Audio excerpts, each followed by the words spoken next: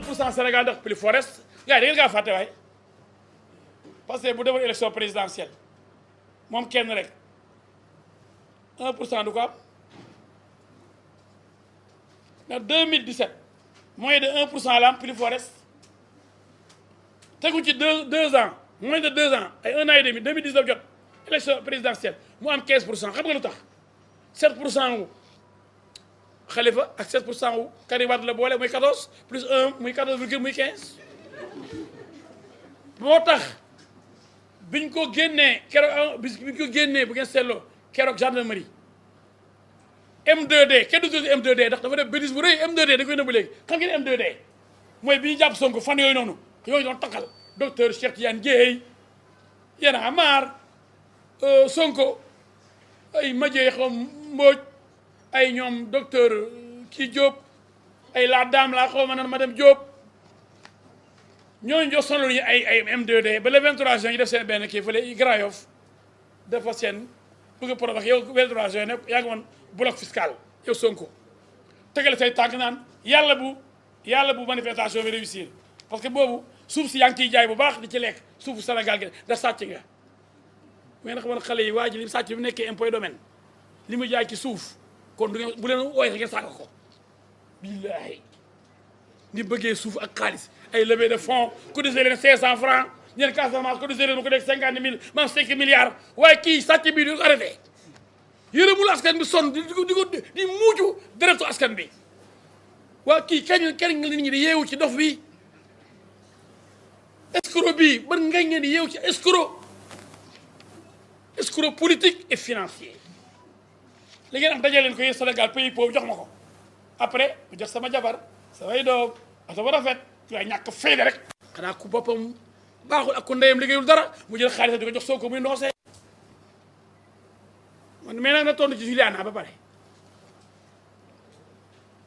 temps yi kenn ñu ma tudd Juliana depuis jox Juliana ñëpp ngi ni mi Juliana gars yi presque bi moo pële Juliana ne nañ ko da tontu ci Juliana Cheikh Issa Sall Mbour nee na ko tontul ci Juliana bala nga may saaga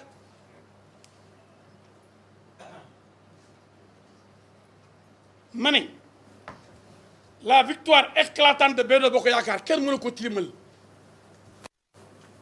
quand on a gagné 12 régions presque 39 départements presque 40 sur 45 départements c'est une victoire écrasante quand on a presque 2 millions ñoom ñu ci ay 500 quelques mille voix waaye ñii kan lañ yàpp pourquoi ñu bëgg gëmloo Sénégalais yi ni élection yi yooyu moo gagné ku ko wax ku ne alaaj bi nee na da ngay kàcc billahi wallahi taalaahi ku ni yooyu moo gagné élection yi da ngay fen ndax xanaa da nga compté xanaa mën nga jàng compté boo compté département compté nombre de voix yi xanaa da nga xam ni wax dëgg yàlla nag yooyu gagné wul nag waaw pourquoi ñu bëgg gëmloo Sénégalais yi naan leen yooyu moo gagné élection yi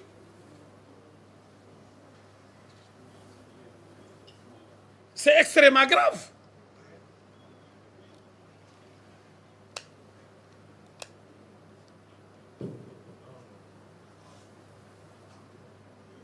je voudrais édifier l'opinion nationale et internationale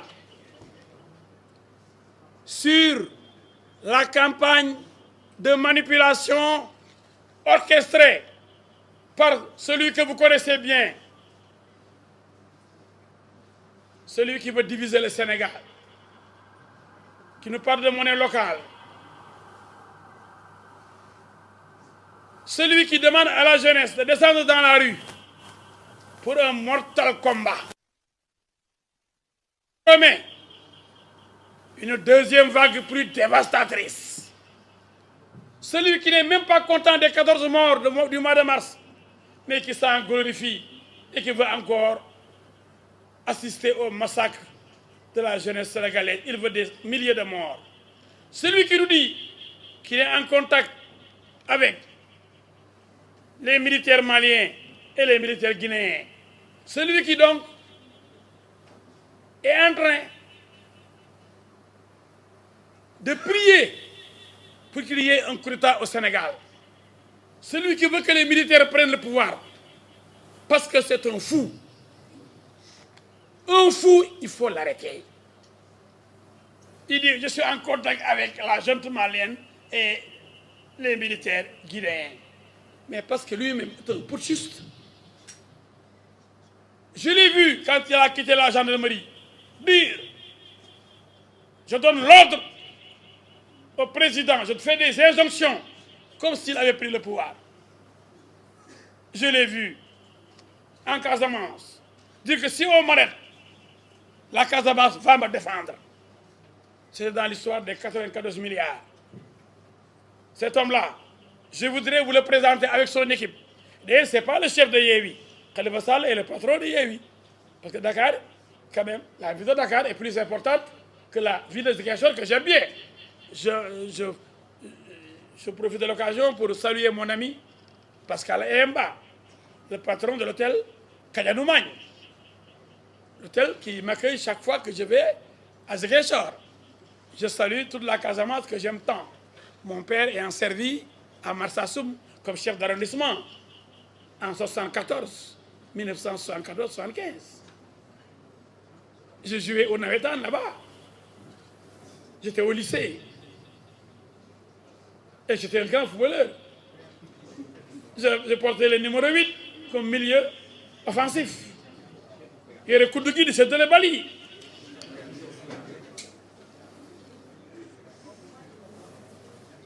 Alors, nous avons aujourd'hui le plaisir de rectifier que le grand vainqueur de ces joutes électorales, de ces élections territoriales, c'est, à n'en pas douter, Benno Bokk Yakaar. De la Casamance, en commençant par Sédhiou, Kolda, 2 régions sur 3 de la Casamance, la région de Tambacounda, la région de Kédougou, la région de Matam, la région de Saint-Louis, la région de Louga, avec les Aly Ngouille Ndiaye, il n'y a même pas de Yewwi là-bas. Et là, je Malick Ndiaye, chargé de communication de Pastef, a été laminé au Jolof. On ne parle pas de Bassirou Diomaye Faye de Sandiara, de Khalifa Sall. Seuls eux ont gagné. Mais de Aly Ngouille Ndiaye à Mansour Faye, de Farba Ngom à Malick Sall, de Kassé, le directeur de la SICAP, en passant par le maire de Sédhiou, Ablaye Diop.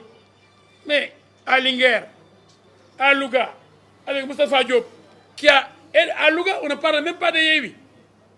C'était entre Mamour Diallo et Moustapha Diop. Mais Yewwi n'existe nulle part. Mais vous voulez nous sonner Moustapha Diop contre Mamour Diallo, soutenu par Madame Aminata Mbengue Ndiaye. Ouais, ana Yewwi fofu. Mais gars, vous ñu dofloo, farkat yi bu ñu dofloo, naafeq yi bu ñu dofloo, dañu ne duma karwaase leen partout. waaye gagné woon nañ Dakar waaye bi ñu demee élection 2017 Benno Bokk Yaakaar lu ma am 130 députés bu ñu demoon léegi nii dañu am 130 députés. Collectivité locale on a plus de 530 sur 560 quelques presque ay 20 et quelques départements ngeen bàyyee jël 500 et quelques. Nous avons 500 par rapport à 20 et ñu ne pour 20 ni maa gagné même si Dakar est très important mais Dakar. Mais si on fait le décompte des voix, Podor seul, parce que Racine Sy a écrasé tout le monde là-bas. La différence de voix obtenue à Podor comble le gap de Dakar. Maintenant, on va aussi combler le gap. Parce que c'est les listes parallèles de Benno qui ont gagné. Il y a eu beaucoup. Les listes parallèles, c'est les ministres Sangam qui apparaissent telle liste. Mais Benno, mais il y a eu beaucoup de fait. Vous devez foutre, hop. Ndar hop Jolof Linguère Louga etc. Hop Moussa Ndiaye a gagné. Ça c'est mon collaborateur et du PTP. On a bien gagné au Jolof. Ça c'est mes amis, pas Mody Sow du PEP. Parce que nous avons jumelé nos partis qui vont fusionner avec d'autres partis. Comme mon grand Wan, son parti, le parti de Souleymane Sy. Ça vous avez la future grande coalition qui va gerber avec le stage de l'organisation du PTP. et celui de la communication du PTP. Avec Yahya Fall, le grand musicien que vous connaissez. Avec depuis le super... le star band number 1, après maintenant, Baobab. C'est lui qui avait la guitare solo, avec les Machaki, Papa Sek, les Magen Ndiaye. Mais ça, c'était de grands musiciens. Il était jeune musicien, mais talentueux. Il est là. Nous avons tout au niveau du PTP, au niveau de notre future coalition. Parce que cette coalition, qui ne représente rien, ne peut pas être l'avenir du Sénégal. L'avenir du Sénégal, c'est nous. Inch'Allah. Et nous sommes dans Benno. Maintenant, demain, on verra. Si on va maintenir la coalition toujours dans Benno, parce que moi-même, je suis candidat à l'élection présidentielle de 2024. Et je crois que vous avez devant vous le futur chef de l'État du Sénégal. Amin.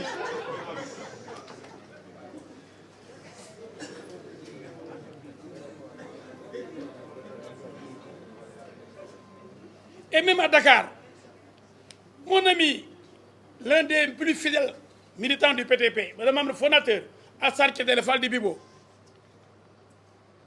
il était numéro 3 de la liste de Jean-Baptiste Diouf de Grand Dakar. Mais c'est Benno qui a gagné Grand Dakar.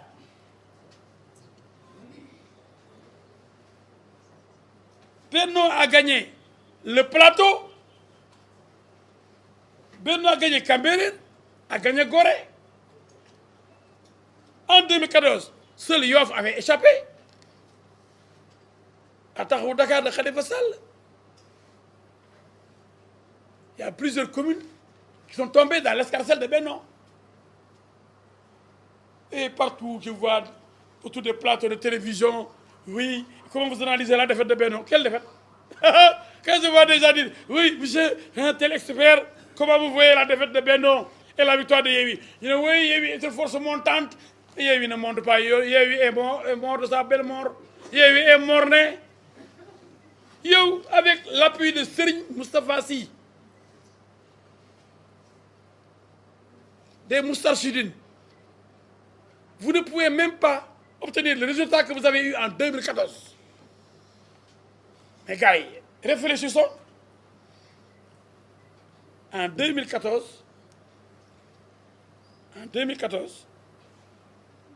Taxawu Dakar avait plus que Yewwi aujourd'hui.